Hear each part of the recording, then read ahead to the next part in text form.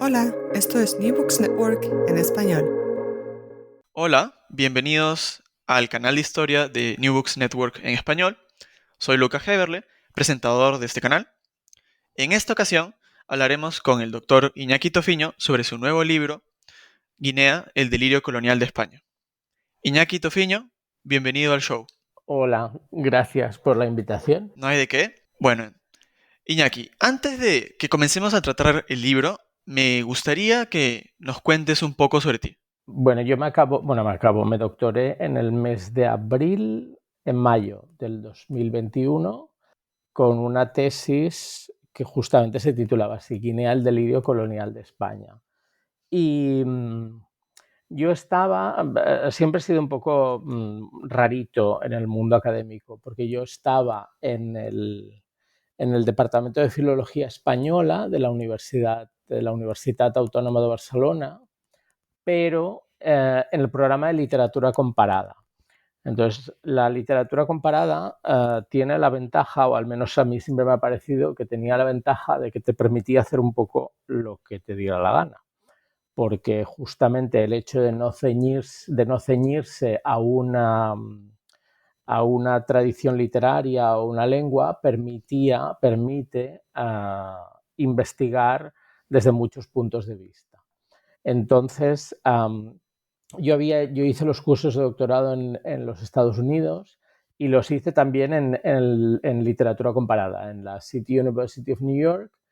Y justamente no quise ir al departamento de hispánicas porque me parecía que en literatura comparada, pues eso, podía investigar o podría leer cosas en francés, en alemán, en español, en catalán, en lo que me interesara y aportarlo a mi investigación, y que no me vería que de alguna manera podía superar determinados límites que a veces se autoimpone la academia, ¿no? Si hago literatura española o literaturas hispánicas, pues en castellano o en alguna lengua peninsular. Y no, porque justamente a mí lo que me interesaba era ver un poco, pues, diferentes puntos de vista o el mismo tema desde diferentes tradiciones literarias, una cosa así.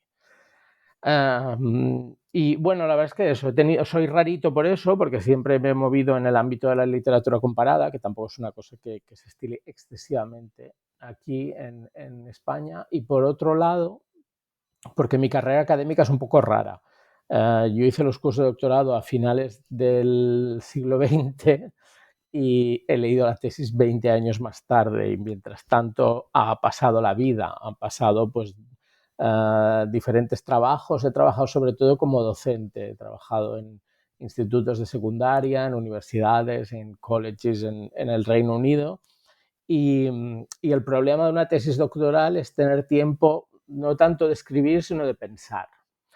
Entonces, bueno, arrancando tiempo un poco de aquí y de allí, y finalmente, es feo decirlo, pero la verdad es que ha sido así, la pandemia me ha dado tiempo para pensar y para escribir, y fue lo que me permitió, pues, finalmente poder acabar la tesis y, como decía, en mayo del 2021, y luego después corregirla y prepararla para la publicación, que fue en enero del 2022.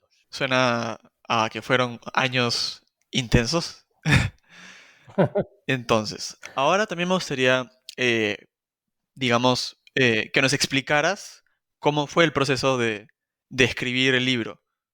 En realidad el libro o sea, cuando yo empecé, por un lado, Guinea Ecuatorial es un tema que es muy minoritario en el ámbito de la historiografía o de la historia de la literatura en español, porque, bueno, era una colonia muy pequeña y la verdad es que nunca ha generado demasiado interés en la península. Lo que pasa es que a mí me parecía interesante por dos aspectos. Um, por un lado, puramente egoísta, porque me permitía estudiar una tradición literaria entera, eh, relativamente abarcable. Es decir, si dices, voy a estudiar la literatura española, es imposible, tendrás que decidir un momento histórico, un género literario, tendrás que limitarte. En el caso de Guinea, digamos que la escasez de material permite abarcarlo prácticamente todo. Por otro lado, de cara sobre todo de cara a los cursos de doctorado en Estados Unidos, hay que presentar una propuesta, hay que presentar un proyecto. Y justamente Guinea tenía el aliciente eso, de que es un tema novedoso, que se estudia poco, con lo cual era como, permitía ser original. Si dices que vas a estudiar Cervantes, está muy visto. Si dices que vas a estudiar Siglo de Oro, está muy estudiado. En cambio, Guinea permitía ser original. También es cierto que cuando empecé a darle vueltas al tema hace 25 años, hace X, en su momento me planteé estudiar o investigar sobre la literatura africana en español, es decir, la literatura poscolonial. Pero con el tiempo me di cuenta de que no podía, o al menos a mí me parecía que no se podía hablar de literatura poscolonial si no se había estudiado bien la literatura colonial, lo que había habido antes, ¿no? Porque especialmente en Guinea, no tanto en las colonias francesas o en las británicas, en las que hubo movimientos independentistas, en los que hubo movimientos intelectuales autóctonos que bebían digamos, de fuentes más radicales o menos tradicionales. En el caso de la Guinea española, el hecho de ser, bueno, una isla, una parte continental también, pero sobre todo una isla, además era una isla no solo en el sentido geográfico, sino también en un sentido muy sociológico. La colonización de Guinea está claramente ligada al franquismo, es decir, que en Guinea los guineanos no solo han sufrido colonización, sino también dictadura. Y eso implica que la formación intelectual, que la formación en general de la población estaba muy controlada, con lo cual no hay grandes movimientos independentistas, sino que hay una especie como ocurre en España con la transición, que hay esta especie como de cambiarlo todo para que no cambie nada y que ahora justamente se está cuestionando, ¿no? que lo que ocurrió en el 75 o en el 78 en España no fue tanto una transición o una ruptura, sino una especie como de cambio, pero en realidad nunca aquí no ha habido nunca leyes de punto final, no ha habido nunca investigación sobre los crímenes del franquismo. En Guinea ocurre un poco lo mismo, es decir, la independencia no implica necesariamente grandes cambios, sino que la mentalidad, digamos, dictatorial franquista, de alguna manera se traslada a la mentalidad dictatorial de las élites guineanas hasta hoy en día. Entonces, con el tiempo, por un lado eso, la necesidad de estudiar la literatura colonial, pero también, y parece que lo digo en el libro en algún momento, Guinea como el espejo deformado de la metrópolis, como el espejo deformado de España. Es decir, las características menos agradables de la historia española se reproducen en la colonia. Y entonces, bueno, pues eso hay, sobre todo con el franquismo, pero no solo con el franquismo, ¿no? Pues el papel preponderante de la Iglesia Católica, que además allí no tiene ningún contrapeso, es decir, no hay los misioneros hacen y deshacen, y además hacen y deshacen como si fueran funcionarios públicos, como si fueran autoridad civil, porque no hay otra autoridad en muchos casos, ¿no? Y muchos elementos que vas estudiando y dices, pobre gente, porque realmente es eso, es una colonización delirante, absurda, porque en realidad cuando después de que pues eso, la independencia, bueno, independencia entre comillas, ¿no? Pero cuando Puerto Rico y Cuba dejan de ser colonias españolas, esa sensación como de imperio perdido no permite construir nada nuevo, solo permite lamerse las heridas, y de ahí, bueno, pues generación del 98, y seguramente podríamos decir que toda la historia de la primera mitad del siglo XX en España está marcada por esa sensación de imperio perdido y esa necesidad de recuperar un papel en el mundo. Y entonces Guinea, junto con el norte de África, a pesar de ser territorios muy pequeños y, digamos, sin ningún peso específico ya en el orden mundial, se convierten, desde un punto de vista retórico, desde un punto de vista literario, como en trampolines del imperialismo, ¿no? Como todavía somos algo porque mira, tenemos esto. Y entonces no cuadra, digamos, el triunfalismo de los textos con la realidad. Pero bueno, los textos están ahí, se publicaron muchos. Justamente quería, digamos, continuar con esa línea que mencionabas. Y es que, bueno, en el subtítulo del libro sale el delirio colonial de España, ¿no? Tiene un carácter quizás casi Sí. patológico, esta mentalidad. Entonces, sin querer olvidar los otros aspectos que investigas, eh, ¿cómo es esta, digamos, mentalidad colonial española y aparte de las continuidades que debe haber históricamente, em, que quizás, por ejemplo, qué rupturas notas eh, conforme llega el franquismo al poder? ¿Rupturas? ¿En qué sentido? Cuando hablas de rupturas, ¿a qué te refieres? ¿Qué evoluciones podría Ujú. tener esta mentalidad colonial española, digamos? Vale, es que ruptura no hay, por eso te preguntaba, Claro, no, sí. no es una ruptura. Yo creo que se genera en el siglo XIX. España, digamos, pierde su papel de gran imperio, es decir, pierde su hegemonía mundial, ¿no? Ya la va perdiendo a lo largo del XVIII, pero en el XIX está clarísimo que eso desaparece, porque pues, por las independencias americanas. Es decir, todos y cada uno de los espacios de los virreinos van independizándose. Con lo cual, y por otro lado, como que se ha centrado básicamente en América y no en África o en Asia, que son, digamos, los espacios emergentes en los que durante el siglo XIX se van a construir, sobre todo el Imperio Británico, pero también el Imperio Francés.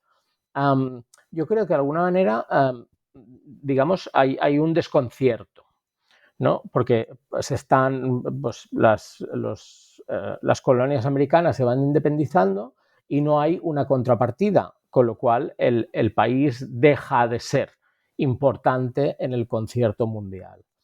Y eso, como decía, llega digamos, al momento culminante en el 98 cuando Cuba y Puerto Rico dejan de ser colonias españolas.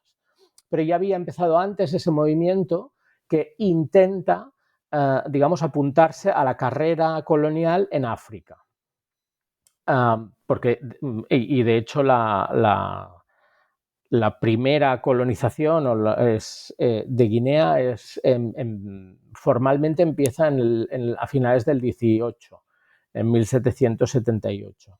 Lo que ocurre es que en ese caso los portugueses le hicieron una jugada, Portugal le hizo una jugada muy buena a la corona española, porque le cambió territorios en el Golfo de Guinea que no controlaba, es decir, Portugal tenía formalmente soberanía sobre determinados territorios, y se los cambia a España por territorios en América Latina que se convertirán en parte del Brasil. Entonces, España tiene unas islas, en teoría derechos sobre una parte del continente en el Golfo de Guinea, que quiere utilizar para el tráfico de esclavos.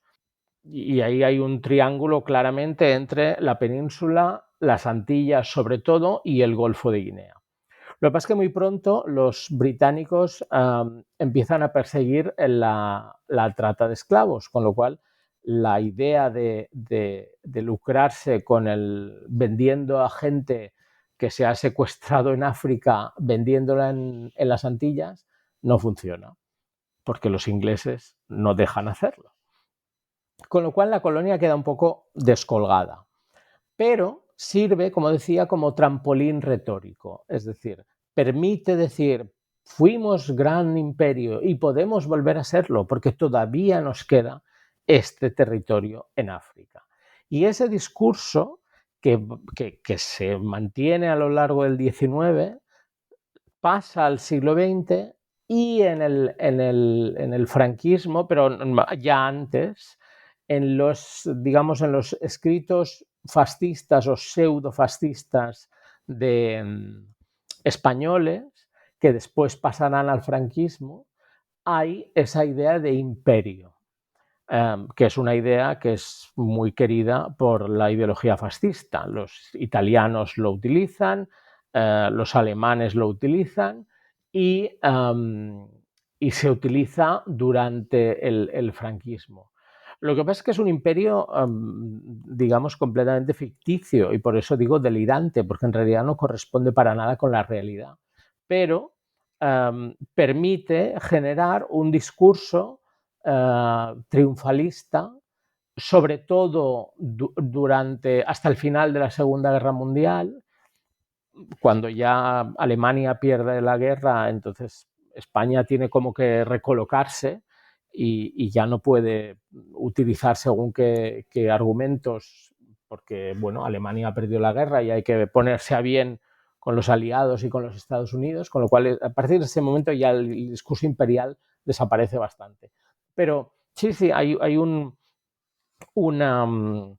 una idea de imperio, de España como imperio, de España que había sido un imperio, de España que puede volver a ser un imperio, y Guinea permite hablar de eso. Hoy en día, y es una cosa que sale poco en el libro, pero que es muy evidente, vuelve a haber un discurso imperial. Ya no, digamos, de expansión geográfica, es decir, prácticamente nadie, pretende volver a conquistar ningún territorio, pero sí que hay una reivindicación del imperio, reivindicación de la colonización americana como una gran gesta española que llevó cultura y civilización a una América absolutamente atrasada y completamente dejada de la mano de Dios. Y eso es un discurso que está cada vez más presente, no solo entre las derechas españolas, sino también incluso en la izquierda, ¿no? Y de ahí, por ejemplo, la negativa del gobierno español a pedir perdón o a revisar el pasado colonial. Es decir, cuando México habla del pasado colonial y de las masacres coloniales, España se niega a revisar eso y a pedir perdón, ¿no? ¿Y por qué? Porque en el fondo hay una concepción triunfalista y a mí me parece que no corresponde con la realidad y por eso hablo de delirio y hablo de delirio en términos psiquiátricos, es decir, como una percepción de la realidad que no existe, pero que sigue presente en el mundo del discurso, ¿no? Y que permite mantener el honor o la dignidad o el buen nombre de España, además a la que se considera falsamente perseguida por la leyenda negra. Entonces, de hecho, hay muchos libros últimamente sobre eso, sobre la leyenda negra, sobre cómo España ha sido maltratada históricamente en Europa, bla, bla, bla. Y me parece que Guinea es un buen ejemplo de eso. Casi nadie habla de Guinea, pero en realidad permite ver todos esos movimientos discursivos e intelectuales en pequeña escala. Y por eso, bueno, volviendo a lo de antes, ¿por qué Guinea? Bueno, porque es que realmente permite investigar y ver todos estos movimientos y todas estas ideologías y permite estudiarlas bien, porque bueno, pues está ahí los discursos, tampoco hay tantísimas obras y entonces es una buena, digamos, un buen instrumento de trabajo. Claro. Quizás para ayudar a visualizar este discurso y esta mentalidad delirante que acabas de explicar, ¿te parece que Uh-huh. si pudieras relatarnos brevemente la historia de Santa Cruz de Mar Pequeña? Vale, Santa Cruz de Mar Pequeña es un enclave, digamos que luego no ha tenido más salida, ¿no? Santa Cruz de Mar Pequeña era en el momento de la expansión africana, es decir, en el siglo XV, hay tanto Portugal como Castilla empiezan a navegar. A navegar, podían navegar hacia abajo, hacia África, o podían navegar a la aventura, que es lo que hace Colón. A Colón le sale bien, es decir, encuentra algo que no esperaba encontrar, y los portugueses van siguiendo la costa africana. Santa Cruz de Mar Pequeña es eso, es una pequeña fortaleza que estaba al sur de Marruecos y que en su momento fue colonizada, construida, es decir, un enclave castellano en la costa del norte de África.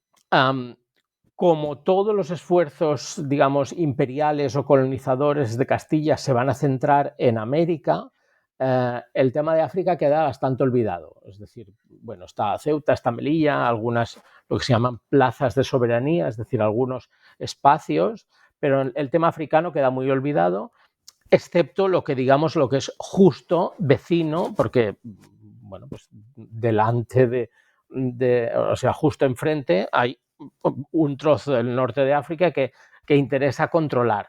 Pero más allá de eso no hay interés, con lo cual son los portugueses los que van a pues, seguir la costa de África, establecerse, bla, bla, bla. Lo que pasa es que en el momento en que las colonias americanas, pues eso, se independizan, hay que recuperar, digamos, los elementos que se tienen y hacer de la necesidad virtud.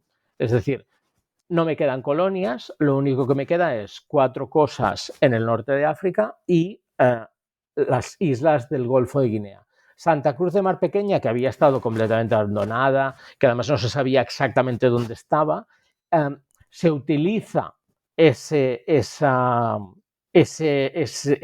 colonización histórica y se dice, sí, yo tengo derecho a este territorio porque resulta que en el siglo XV ya lo colonicé. Y es lo que van a llamar IFNI, que no se coloniza efectivamente hasta el año 34, hasta 1934.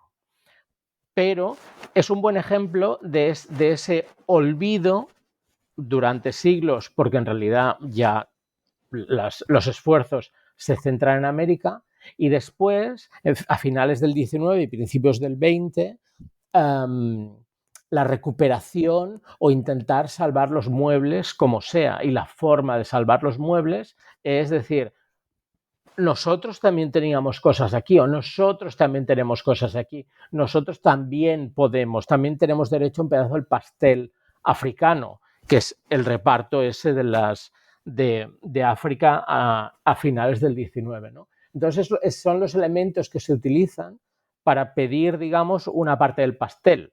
Yo estaba en la lista de invitados. No es que acabe de llegar, no, yo estaba en la lista de invitados, con lo cual tengo derecho a cosas, ¿no? Y una cosa interesante, o al menos a mí me parece interesante, es que no hay distinción entre monarquía, república, gobiernos de derechas y gobiernos de izquierdas en este sentido.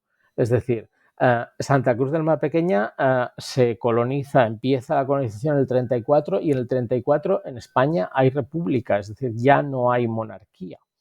Y uno piensa, bueno, quizás con la república hubiera habido, con sus leyes más progresistas, con el sufragio femenino, con las leyes de limitación del poder de la Iglesia Católica, bla, bla, bla, podría haber habido una política africana más liberal o más, digamos, menos tradicional, pero no es el caso. Es decir, la política africana de la República es idéntica a la política africana de la monarquía, con alguna diferencia, sobre todo en términos de censura. Es decir, durante la República se pueden publicar textos que critiquen el colonialismo, pero la política institucional, la política oficial va a ser la misma, es decir, mantener y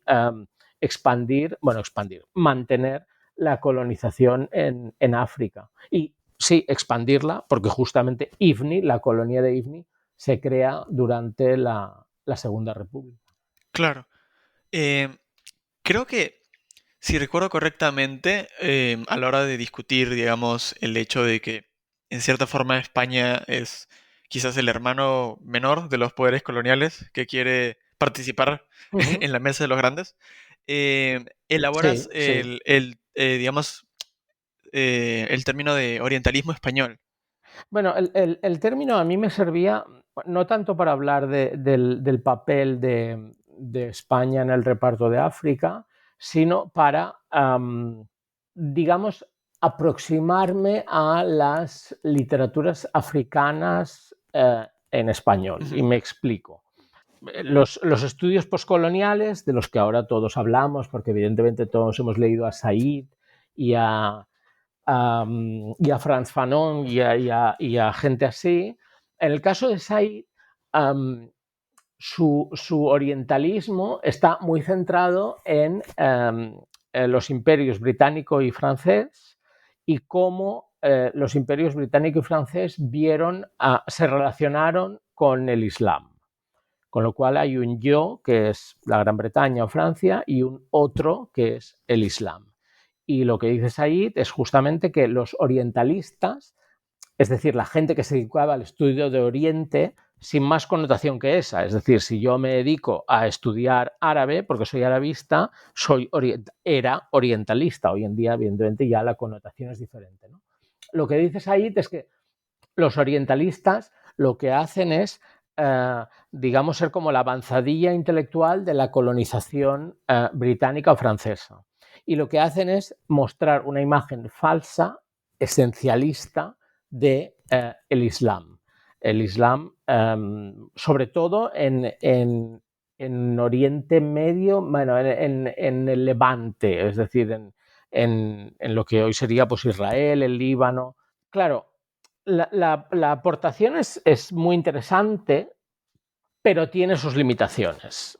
Una limitación para mí importante es que, de la misma manera que Said se queja de que los orientalistas franceses o británicos estaban mostrando una imagen falsa del Islam y que además era una imagen esencialista y que no tenía en cuenta los matices o las diferencias regionales, de alguna manera es fácil caer en el esencialismo europeo y decir, todos los británicos o todos los franceses o el imperio británico o Francia funcionaban así o así, cuando realmente también hay muchos matices. Además de ese problema, en el caso español es que, y es una cosa que Said vio, es decir, se dio cuenta, y por ejemplo en las traducciones españolas de su libro de orientalismo hay algún prefacio en el que lo explica, que es: España tiene, en la historia de España hay 8 siglos de presencia musulmana,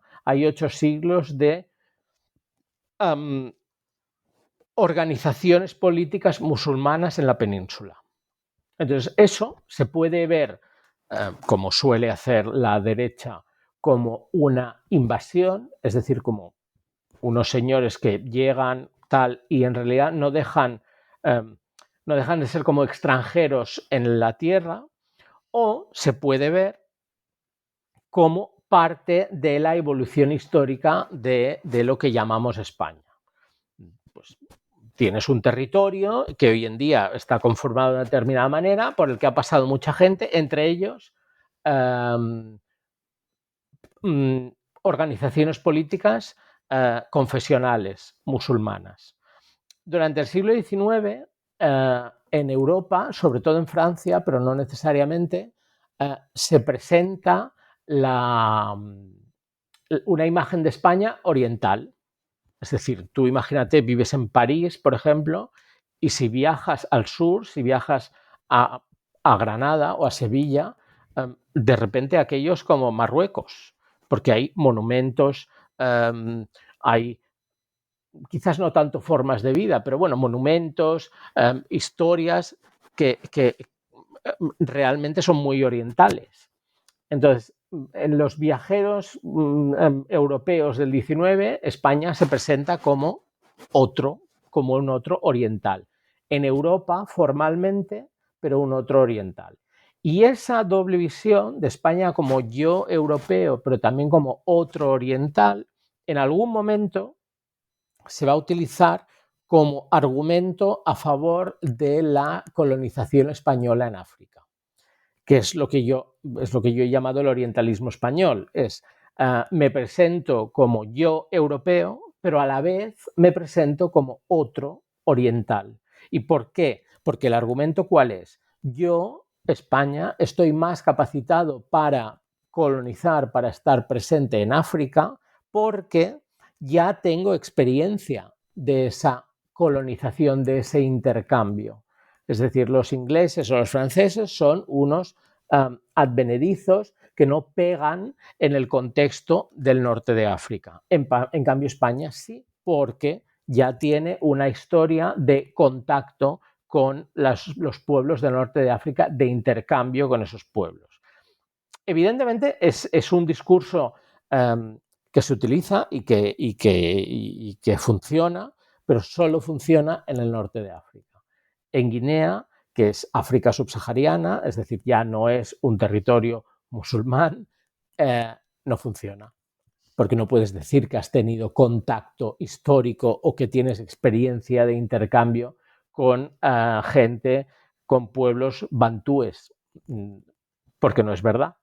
Entonces, sirve para el norte de África y sirve mucho. Es decir, que no es un discurso minoritario, es un discurso mayoritario, sobre todo entre lo que se llamó militares africanistas. No hay que olvidar que Franco, por ejemplo, se formó, su carrera militar es en el norte de África. Franco fue editor de una revista que era la Revista de Tropas Coloniales, que está llena de artículos y discursos en defensa de la colonización española del norte de África, que habla de literatura, que habla de religión, que habla de muchísimos temas. Es decir, era gente que estaba realmente, era verdad, que tenían un relativo buen conocimiento del norte de África. Lo que ocurre es que a la hora de colonizar, por ejemplo, el Golfo de Guinea, eso ya no cuadra. Y entonces es una de las... Hay algún... Diría que es solo uno, pero hay algún libro en el que se ve claramente, alguna novela o alguna obra literaria en el que se ve claramente esa distinción, ¿no? El norte de África, por un lado, que tiene esa tradición de contacto con la península, y por otro lado el África subsahariana, que es un espacio absolutamente diferente. Y eso también va a marcar el tipo de colonización. En el norte de África se van a respetar las tradiciones locales, va a haber, por ejemplo, había escuela en castellano, escuela árabe y había incluso escuela hebrea para la población judía local. Se considera, evidentemente no se acepta el Islam, es decir, la religión verdadera es la católica, apostólica y romana, pero se respeta el Islam. En el caso del África subsahariana no habrá ningún tipo de respeto por las tradiciones locales o por las religiones locales, porque se considera que son, pues eso, paganismo, salvajismo completamente atrasado, con lo cual lo que se va a hacer es intentar erradicarlas, sea como sea. Pero sí, el concepto de orientalismo español como, digamos, como la doble vertiente de soy yo europeo, pero también soy otro africano, y eso, digamos que se utiliza como argumento para justificar la colonización del norte de África. Entonces, ahora pasando quizás a concentrarnos un poco más digamos, en lo que sería la literatura en sí. En el capítulo Ujú, 2 discutes las características de la literatura colonial y las definiciones de ujú, esta que proponen varios autores y autoras. Y sin embargo, sí, consideras más prudente no establecer una definición completamente definitiva, digamos. Entonces, ya. me Ujú. gustaría que comentes sobre este, sobre esta cuestión, sobre este dilema que, pues marca tu trabajo. En realidad yo llegué a la literatura colonial al darme cuenta de que no se puede hablar de poscolonial si no se habla de colonial.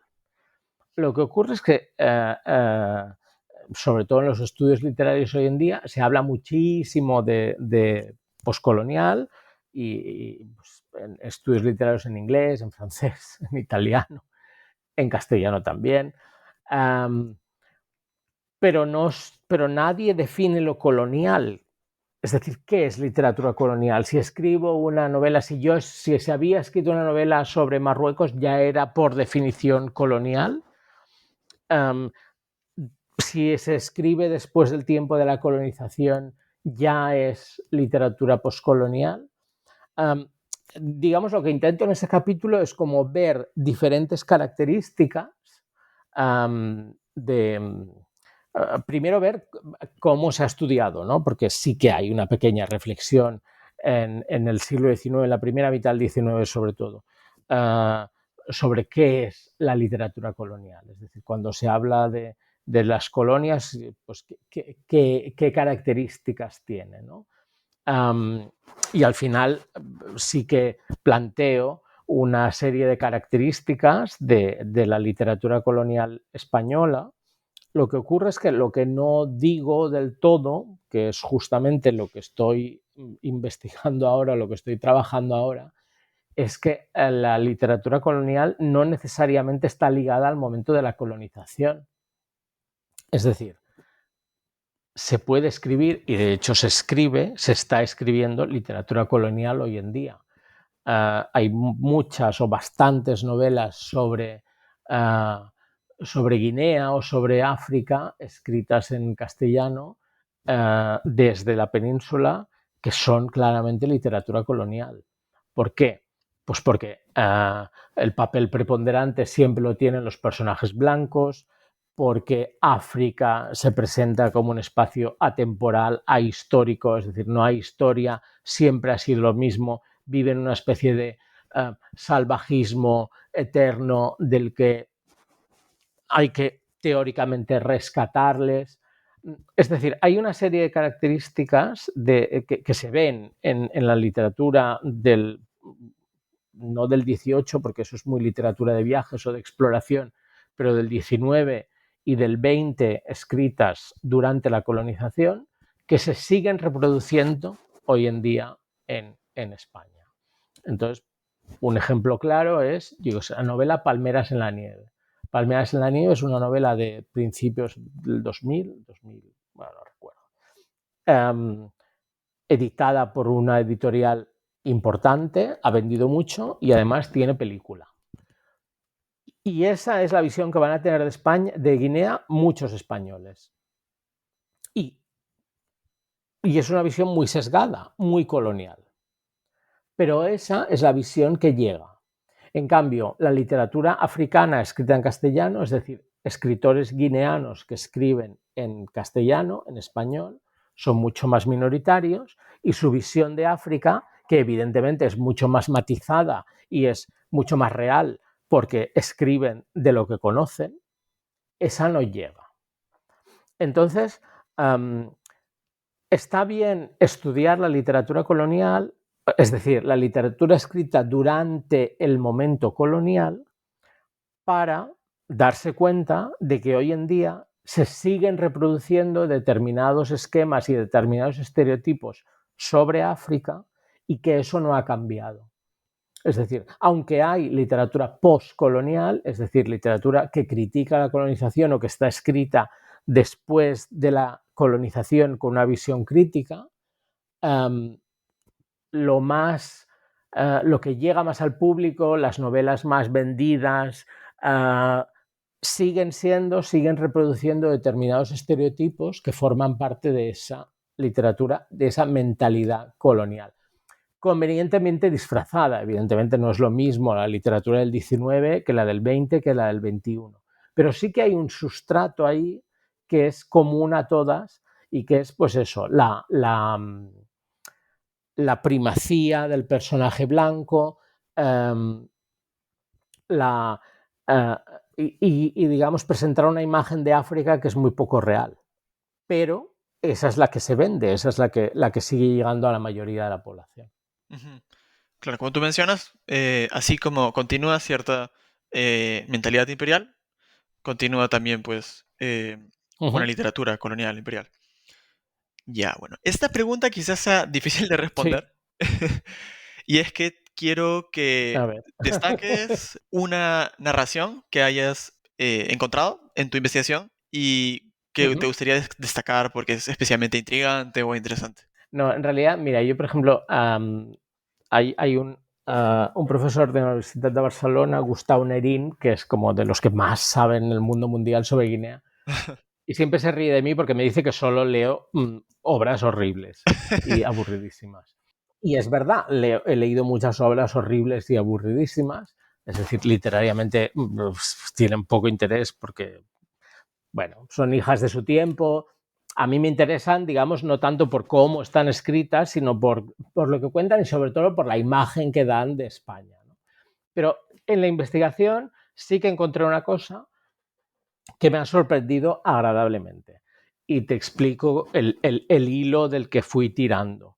Claro, escribir una tesis doctoral, o en realidad cualquier investigación, siempre hay muchos hilos de los que vas tirando, ¿no? Y entonces, pues lees una cosa y una nota a pie de página y eso te envía otro libro, que te envía otro libro.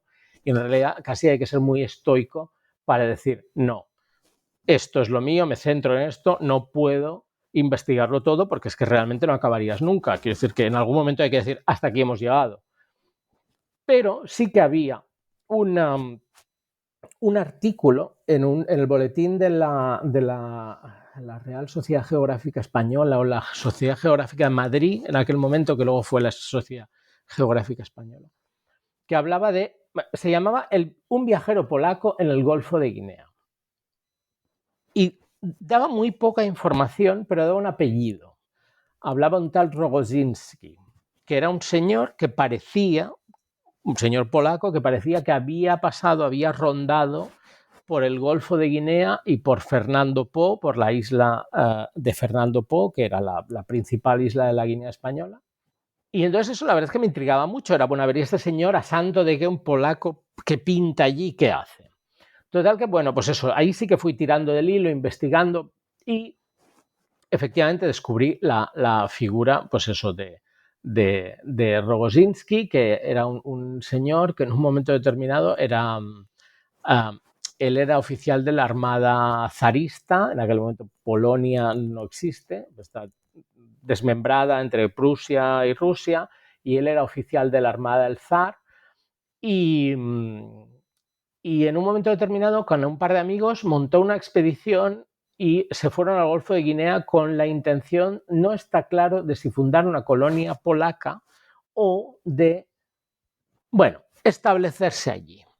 La verdad es que no les fue muy bien, porque ni a los británicos ni a los prusianos les interesaba tener a un polaco, a un súbdito del zar rondando por ahí en medio, con lo cual los detuvieron, los echaron, pero se compró ya conocía, en aquel momento conoció la isla de Fernando Po y compró una granja, una plantación.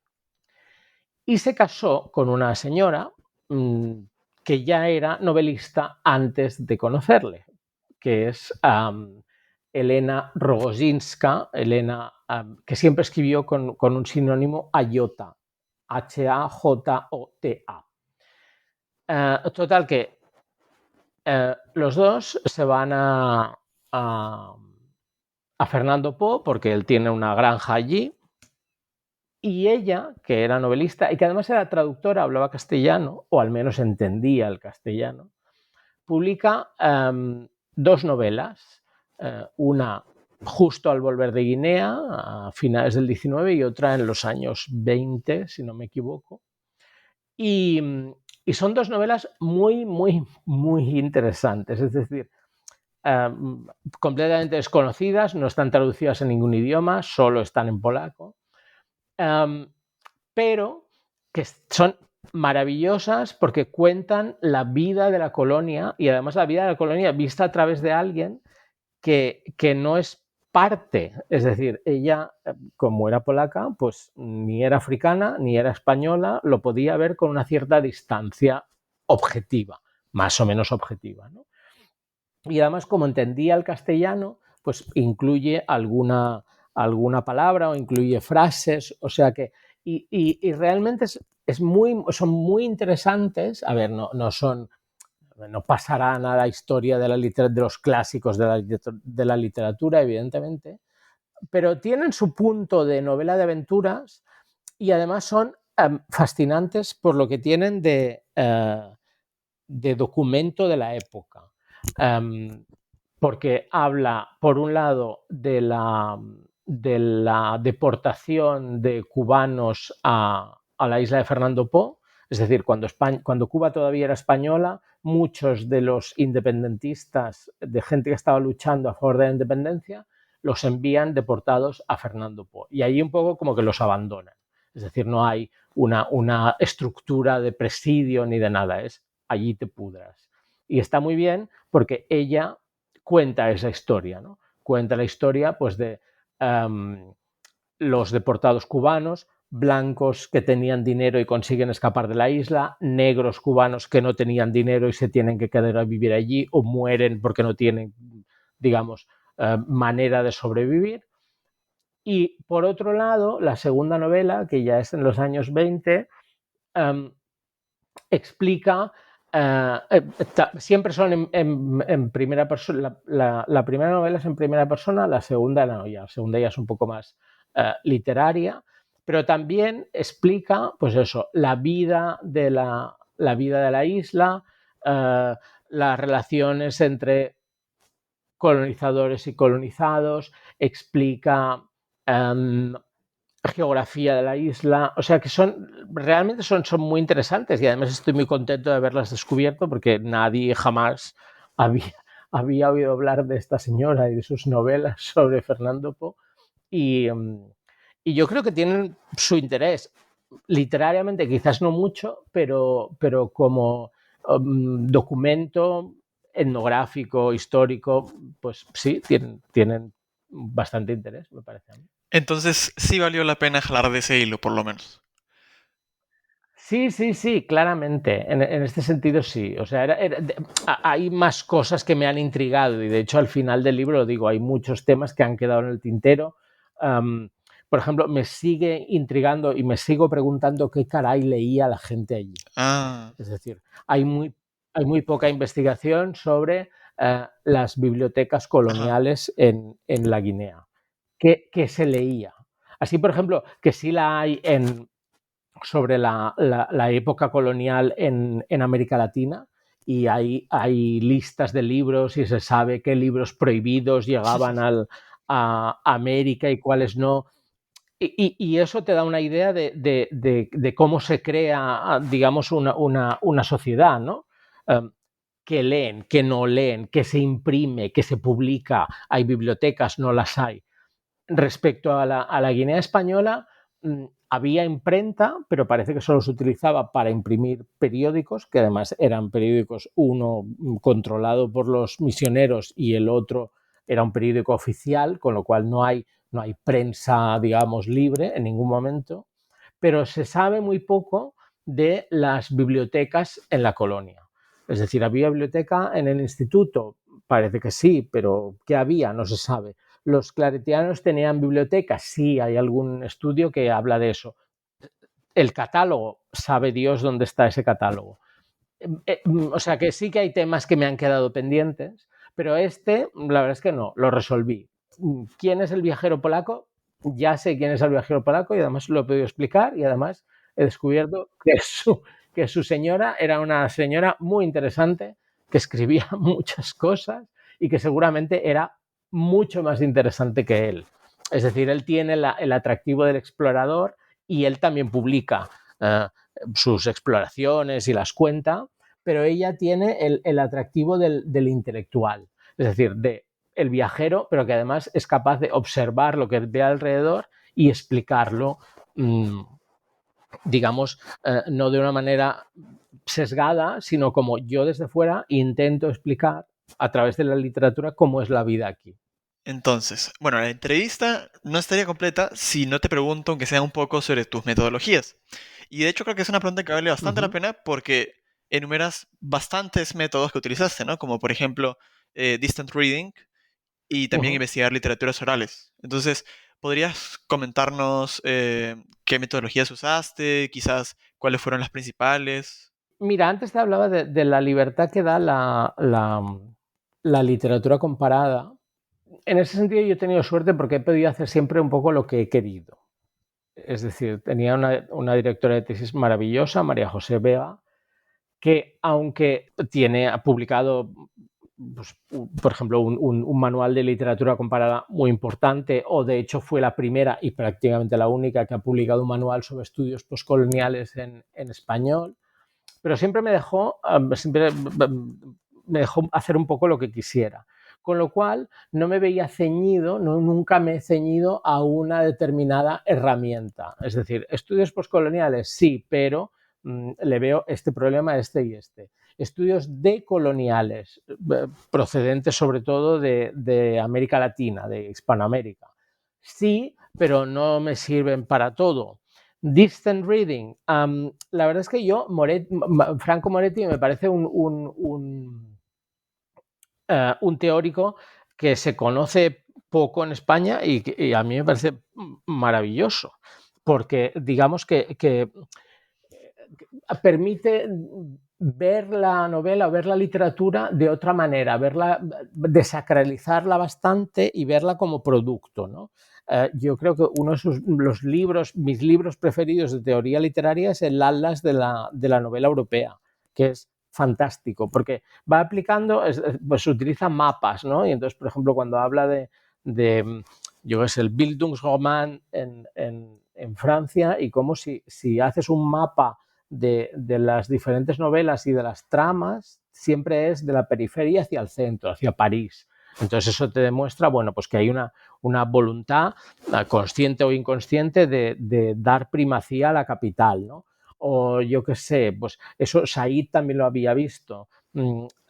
Si haces un mapa de la novela inglesa del 19, el dinero siempre viene de las colonias, pero en cambio las colonias nunca están presentes. Es decir, yo qué sé, Jane Austen y toda esa gente maravillosa y todos sus líos matrimoniales y todo están muy bien, pero esa gente no vive del aire, vive del trabajo esclavo.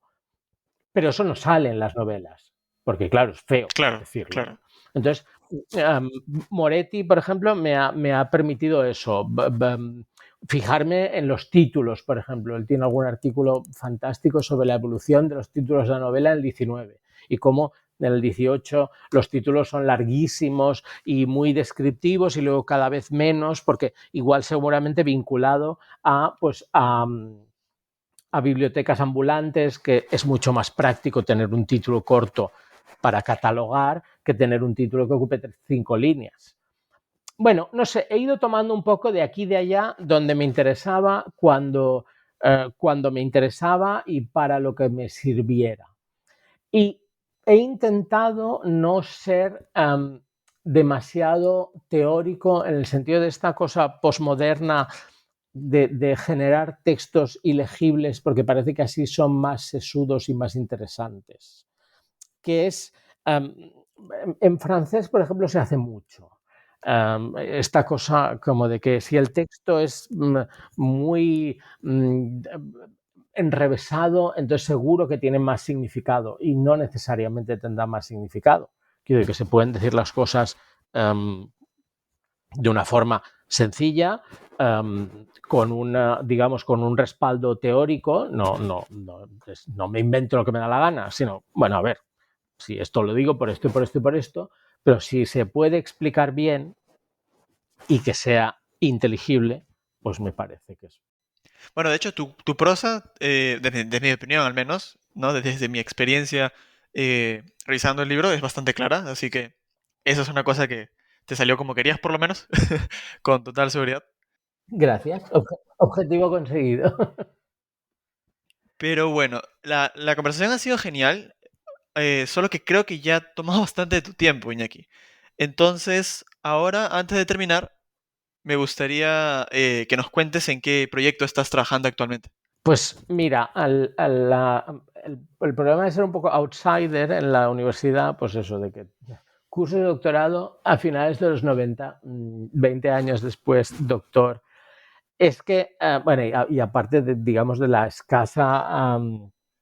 escasas fuentes de financiación de la investigación en letras, pues hacen que ahora mismo yo como te he dicho, he trabajado muchos años como profesor de secundaria y como no tenía ganas de volver al instituto, de momento, ahora mismo estoy haciendo una cosa muy curiosa. Trabajo como lingüista en la Administración de Justicia.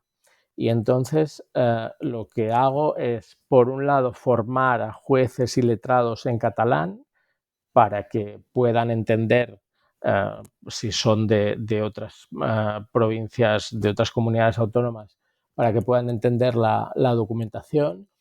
Y por otro lado, traduzco mucho material legal. Pero eso es una forma de ganarme la vida mientras sigo buscando la forma de seguir investigando. O sea, que me estoy presentando a diferentes becas, a diferentes postdocs, y mi idea sería justamente estudiar la literatura colonial, pero escrita en un momento postcolonial. Mm, Es decir, el libro se acaba en 1968, que es el momento de la independencia de Guinea Ecuatorial, y mi intención es, de alguna manera, hacer lo mismo, revisar la literatura sobre Guinea Ecuatorial desde 1968. Porque ahí eso me permitiría demostrar o no si hay literatura colonial escrita después. Es decir, y además allí la comparación sería interesante entre la literatura escrita por europeos y la literatura escrita por africanos. Aunque los dos escriban en castellano, en español, seguramente no, bueno, seguramente no hablan de lo mismo y no hablan de la misma manera. Y entonces ese es el tema que me parece interesante. Por otro lado, también es cierto que, bueno, tengo alguna documentación, lo que hablaba antes de las bibliotecas, pues documentación sobre biblioteca, porque me parece interesante el tema. Pero bueno, sí, básicamente es a la búsqueda de postdoc, de forma de financiar la investigación y seguir donde la dejé, que era en 1968. Parece una continuación lógica de este proyecto que acabamos de discutir, ¿no? Repito el nombre por si acaso. El libro se llama Guinea, el delirio colonial de España. Y este ha sido un podcast del canal de historia de New Books Network en español, aunque probablemente aparezca en otros canales también. Muchas gracias por tu tiempo, Iñaki, y espero que a los oyentes les guste la entrevista tanto como a mí. Pues muchas gracias a ti por el tiempo que has dedicado, porque la verdad es que no es un libro. A ver, dices que no es difícil de leer, pero bueno, es largo. Con lo cual yo te agradezco inmensamente que hayas dedicado tu tiempo a sumergirte en el libro y después a la entrevista. Muchas gracias. Gracias por escuchar New Books Network en español.